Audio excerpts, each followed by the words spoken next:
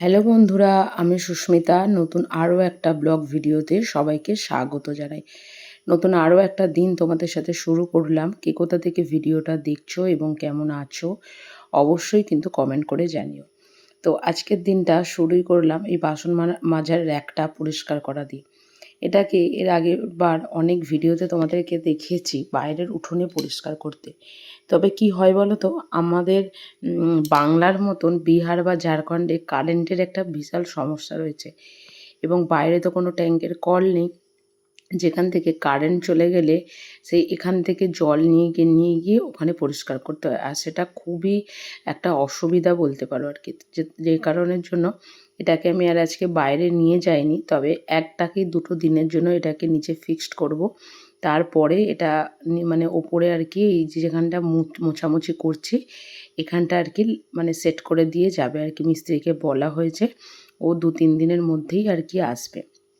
তবে দেওয়ালটা হয়তো আমরা দেখতে পাই না, কিন্তু যখন মুছি তখন বুঝতে পারি যে দেওয়ালে কতটা ধুলো থাকে আর কি।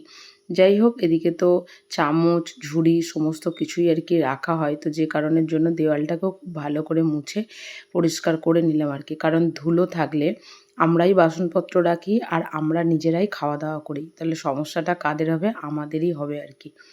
যাই হোক, এদিকে আমার ঝাঁট দেওয়া হয়ে গেছে আর এদিকে আমি প্রথমে আজকে রান্নাঘরটা মোছামুছি করে নিচ্ছি। তার কারণ হচ্ছে রান্নাঘরটা যেহেতু মানে ঝাড়া মোছা করা হয়েছিল, তো সেই কারণের জন্য। তো ওদিকে যেহেতু মোটামুটি কাজ কমপ্লিট, এদিকে চলে এসেছি বিছানাপত্রটাকে তুলতে। আর আজকে তার সাথে সাথে বিছানার চাদরটাকেও পাল্টাবো, কারণ মোটামুটি ১০ থেকে ১২ দিন হয়েই গেল এই বিছানার চাদরটা আর কি পাতা রয়েছে। মোটামুটি নোংরা হবার জন্য নয়, মোটামুটি ১০ থেকে ১৫ দিন হলে আমি এমনি বিছানার চাদর কভার মানে সমস্ত কিছু পাল্টে দিই। কারণ হচ্ছে তাতে কি হয়, বিছানার চাদরটা খুব একটা বেশি নোংরা হলো না, আর আমাদেরও খুব একটা বেশি কিছু অসুবিধা হয় না বললেই চলে আর কি। আর এই সমস্ত কাজকর্মগুলো করতে কিন্তু বেশ ভালোই লাগে। কারণ যারা আমরা বাড়িতে থাকি তাদের আমাদের মোটামুটি মানে ওই হয় না, যারা যে কাজটা ভালো পারে বা যারা যে কাজটা যাদের যেটা সেটা মন দিয়ে ভালোবেসে করাটাই আর কি সবথেকে ভালো। ঠিক সেই রকমই আর কি। যাই হোক, এদিকে বিছানাপত্র তো সমস্ত কিছু সুন্দর করে আর কি গুছানো হয়ে গেছে। আমি আমার মতন করে সুন্দর বললাম আর কি। এরপর যাব রান্নাঘরের ওই বাসন রাখার যে স্ট্যান্ডটা আছে ওটার নিচে আপাতত সেট করে রাখার জন্য। তার কারণ হচ্ছে যতক্ষণ না মিস্ত্রি আসছে ততক্ষণ বাসনপত্রগুলো তো একটা জায়গায় রাখতেই হবে, আর এটাই হচ্ছে সেই জায়গাটা। তবে মানে অনেকবার করে এগুলোকে ধোয়া মোছা করতে করতে না, ওই যে অরেঞ্জ কালারের নিচে যে স্ট্যান্ডগুলো দেখছো, আমার একটা স্ট্যান্ড কোথায় হারিয়ে গেছে।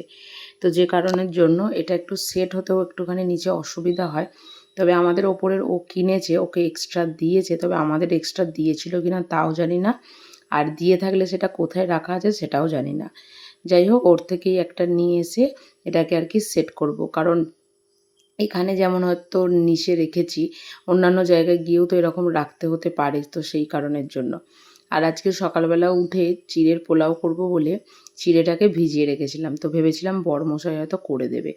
তবে কি বলো তো, ও এত মানে ধরো প্রায় ১-১.৫ বছর ধরে ও চিড়ের পোলাওটা করে, আর আমি মোটামুটি এদিক ওদিক কাজ করতে করতে মোটামুটি ও কীভাবে করে একটু একটু করে দেখেছিলাম।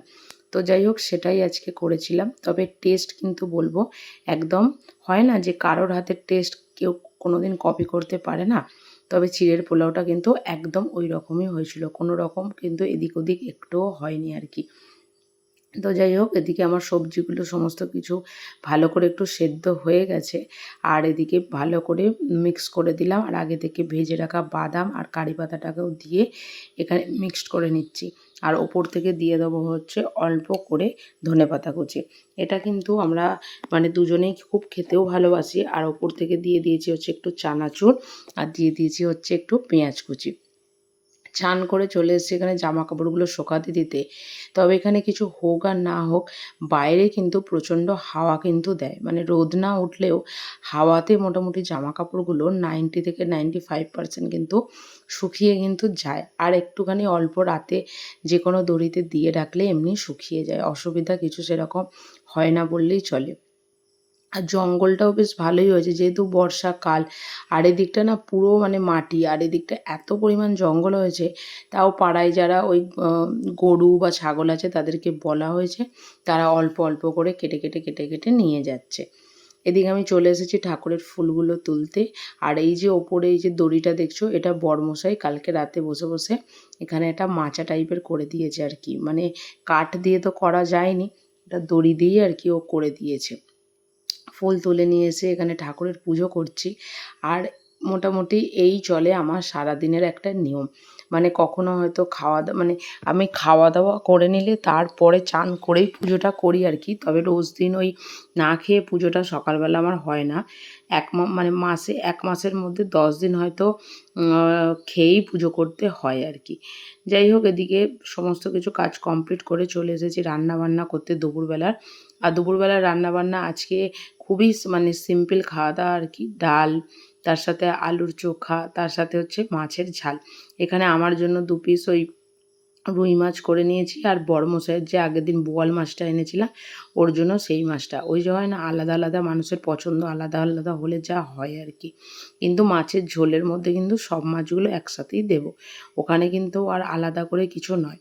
যাই হোক, এদিকে আমার সমস্ত রান্নাবান্না কমপ্লিট হয়ে গেছে, আর ওদিকেও বরমশাইও খেতে চলে এসেছে। আর আলুর চোখা আমার সবথেকে বেশি ভালো লাগে হচ্ছে শুধুমাত্র শুকনো লঙ্কা দিয়ে মাখা, শুকনো লঙ্কা কিংবা কাঁচা পেঁয়াজ দিয়ে মাখা। তো চলো খাওয়া দাওয়া সেরে নিই। আজকের ব্লগটা এখানেই শেষ করছি। যদি কিছু ভালো লেগে থাকে একটা লাইক করো, শেয়ার করো, চ্যানেলটি সাবস্ক্রাইব করে পাশে থেকো। দেখা হবে নতুন আরও একটা ব্লগ ভিডিওতে, নতুন আরও একটা দিনের সঙ্গে খুব তাড়াতাড়ি। সুস্থ থাকবে, ভালো থাকবে। ব্লগটা কেমন হয়েছে অবশ্যই কিন্তু কমেন্ট করে জানাতে ভুলবে না। টাটা।